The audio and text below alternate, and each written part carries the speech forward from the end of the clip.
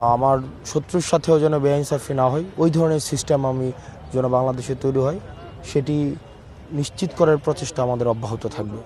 এবং আমাদের ভেঙে পড়া বাংলাদেশের যে কাঠামো রয়েছে, আমাদের রাষ্ট্র কাঠামো, সেটাকে গড়ে তোলার প্রচেষ্টা অব্যাহত থাকবে।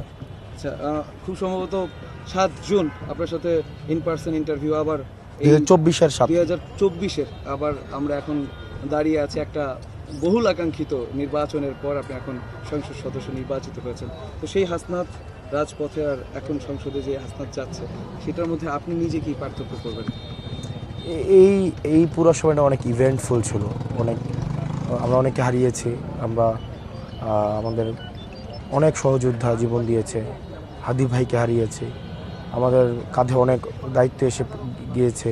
আহত অনেক আমাদের আশেপাশের মানুষ হয়েছে। শহীদ পরিবারের দায়িত্ব আমাদের কাছে এসেছে, যেটা গত বছরে 7 জন ছিল না, যেটা এই বছরে আছে। তো পরিবর্তন, আগে অনেক নির্ভেজাল একটা জীবন কাটাতে পারতাম।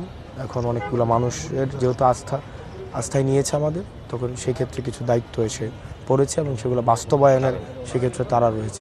আমরা দেবিদ্বারের রাস্তাঘাট দেখেছি, অবকাঠামোগত অনেক উন্নয়ন প্রয়োজন, আমরা যেটা নিজে এই সংবাদ সংগ্রহের কাজে গিয়ে আমাদের মনে হয়েছে।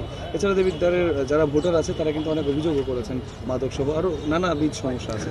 তো আপনার আসনের যারা মানুষ আছে, যাদের ভালোবাসে আপনি আজকে সংসদ সদস্য, তো তাদের জন্য আসলে স্পেসিফিক কী প্ল্যান আছে? স্পেসিফিক আমার যে বিষয়টা, যে আমাদের উন্নয়ন কার্যক্রম এটা অব্যাহত থাকবে এবং অবকাঠামোগতভাবে যেই ধরনের অবনতি হয়েছে, এবং প্রত্যেকটা মানুষ, আপনারা যারা গণমাধ্যমের আছেন, খবর সংগ্রহের জন্য দেবিদ্বারে গিয়েছেন, আইনশৃঙ্খলা বাহিনী তাদের কর্তব্য পালনের জন্য দেবিদ্বারে গিয়েছেন, প্রত্যেকটা মানুষই একটাই অভিযোগ, রাস্তাঘাটের অবস্থা ভয়াবহ রকমের খারাপ। দ্বিতীয়ত যেটি খারাপ, শিক্ষা খাতের অবস্থা খুব খারাপ। তৃতীয়ত স্বাস্থ্য, এবং আমাদের যেহেতু অনেক রেমিটেন্স যোদ্ধা আছে, তাদের অনেক প্রয়োজন আছে, দালাল চক্র আছে, মাদকের সিন্ডিকেট আছে। এই সামগ্রিক এই বিষয়গুলিকেই অ্যাড্রেস করার প্রচেষ্টা সবসময় অব্যাহত থাকবে। আপনি দক্ষিণাঞ্চলের এনসিপির মুখ্য সংগঠক, আপনি শুধুমাত্র দেবিদ্বারের মানুষের নেতা না, আপনি বৈষম্য বিরোধী ছাত্র আন্দোলন থেকে উঠে আসা সারা বাংলাদেশের মানুষ আপনাকে ইনসাফের যে কথা আপনি বললেন, অনেক ইনসাফকামী মানুষ আপনার সমর্থক আছেন।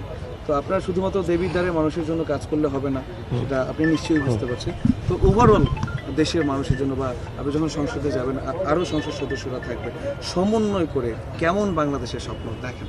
যেহেতু আমার ন্যাশনাল পলিটিক্সের জায়গা থেকে আমার এনসিপির যে পলিটিক্স, সেটা হচ্ছে স্বচ্ছতা নিশ্চিত করা, দুর্নীতির বিরুদ্ধে আমাদের জিরো টলারেন্স, এবং রাষ্ট্র কাঠামোর একটা হচ্ছে ঢেলে সাজানো, এবং হচ্ছে এই ফেসিবাদী কাঠামোর চূড়ান্ত বা পূর্ণাঙ্গ বিলোপ, সেই জিনিসগুলো তো আমাদের জায়গা থেকে অব্যাহত অবশ্যই থাকবে।